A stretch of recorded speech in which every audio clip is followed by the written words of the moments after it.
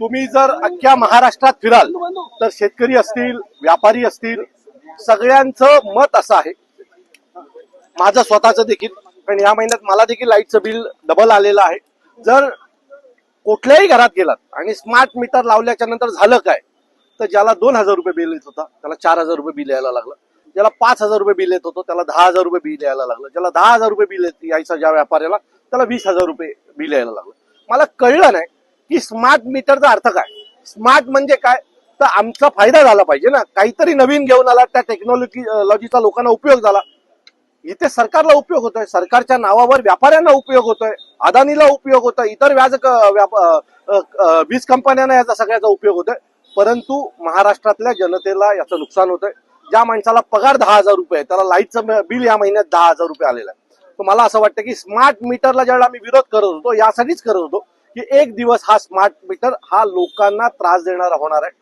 मला असं वाटतं की या स्मार्ट मीटरमुळे जवळजवळ 3 लाख लोकांनी या सगळ्याच्या विरोधात कंप्लेंट केल्यात आणि ते मुख्यमंत्र्यांनी अधिवेशनात देखील सांगितलं. जर 3 लाख लोक एखाद्या गोष्टीला तक्रार करत असतील तर काहीतरी चुकीचं घडतंय.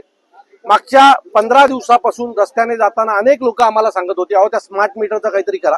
सो आम्ही आज स्मार्ट मीटर या विरोधात आंदोलन करायला इथे आलेलो आहोत. जर तुम्ही लोकांचं बिल बघाल, आता हे जे कोणी आलेत आमच्या इथे, त्याला 12,000 रुपये बिल आले, 2,500 रुपये बिल यायचं, आज डायरेक्ट 12,000 रुपये बिल आले. चाळीतल्या माणसाला जर 12,000 रुपये घराचं बिल येणार असेल, त्यांनी जगायचं कसं, बाकी खायचं काय, लाईट की वीज. तो या सगळ्याचा विरोध करायला आज आम्ही इथे आलेलो आहे. जर हे सगळं बंद झालं नाही तर महाराष्ट्र नवनिर्माण सेना अजून तीव्र आंदोलन करेल. शेवटी हा डायरेक्ट लोकांचा प्रश्न आहे. ज्यांना 10,000 रुपये बिल आहे, ज्यांना 10,000 रुपये पगार आहे, त्यांना जाऊन विचारा की ते घरी जेवणार आहेत, मुलांची फी भरणार आहेत की लाईटचं बिल भरणार आहेत. की लाईटचं बिल भरण्यासाठी याच्या पुढे लोकांनी काम करायचं आहे, की ओव्हर टाइम करायचं आहे याच्या पुढे जाऊन, की लाईटचं बिल आम्हाला भरावं लागेल. बरं, तुम्ही तिथे थांबता का नाही? 1 महिन्याचं लाईटचं बिल भरलं नाही तर डायरेक्ट जाऊन घरामध्ये लाईट कट करताय. ही कुठली माणुसकी आली? ही कुठली माणुसकी आली? तुम्ही नट सांगता लोकांचे जर मीटर काढणार असाल, लाईट कापणार असतील तर या सगळ्यांना विरोध होईल. याच्या पुढे जर कोणाच्या घरात जाऊन मीटर कापण्याचा प्रयत्न केला तर जो कोणी तिथे जाईल, जो कोणी अधिकारी तिथे जाईल, त्याला महाराष्ट्र नवनिर्माण सेना धडा शिकवेल.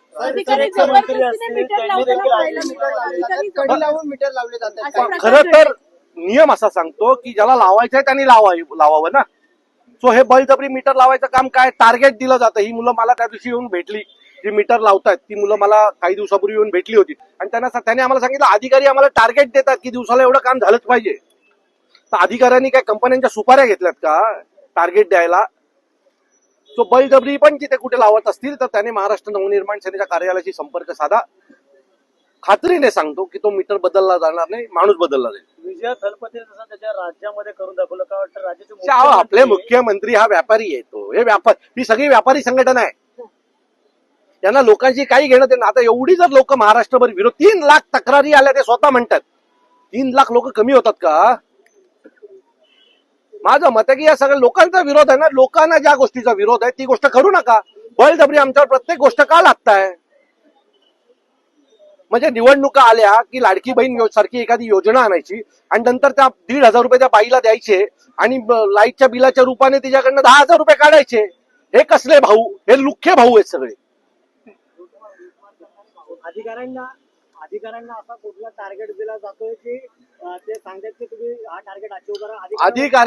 अधिकारी जी मुलं खाली मीटर लावतात त्यांना टार्गेट दिला जातोय की दिवसाला एवढे मीटर तुम्हाला बदलावेच लागतील. तुम्ही त्या मुलांशी बोललात जी काम रस्त्यावर